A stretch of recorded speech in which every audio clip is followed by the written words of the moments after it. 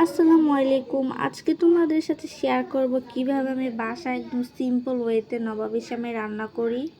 ঘরে থাকা একদম বেসিক ইনগ্রেডিয়েন্টস দিয়ে আমি ওই দিন এটা তৈরি করেছিলাম। এটা খেতে অনেক ইয়াম্মি হয়েছিল। এখানে ছিল জাফরান, তারপর কাস্টার্ড পাউডার, ঘি, বাটার, বাদাম কুচি, চিনি। আর এখানে হচ্ছে আমি 2 প্রকারের দুধ ইউজ করছি। একটা হচ্ছে তরল আর আরেকটা হচ্ছে মিল্ক পাউডার। মিল্ক পাউডারটা হচ্ছে আমি ডিপ্লোমাটা ইউজ করেছি, তোমরা যে কোনো একটা ইউজ করতে পারো। আবার চাইলে শুধু তরলটা দিয়ে বানাতে পারো। দুটোটার কম্বিনেশন এটা বেশি ঘন হয়, খেতে বেশি মজা লাগে। তো সবার ফার্স্টে আমি সেমাইগুলোকে ভেজে নিয়েছি হালকা করে।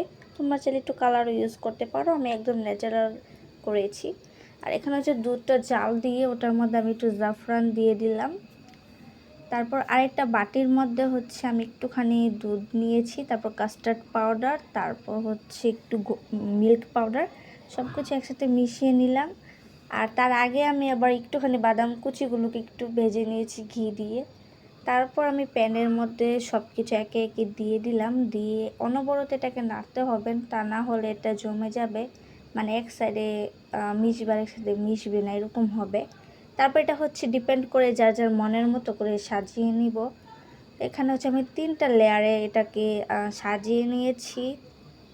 এটা পুরোপুরি যার যার ব্যক্তিগত ব্যাপার, কে কীভাবে সাজাতে পছন্দ করো।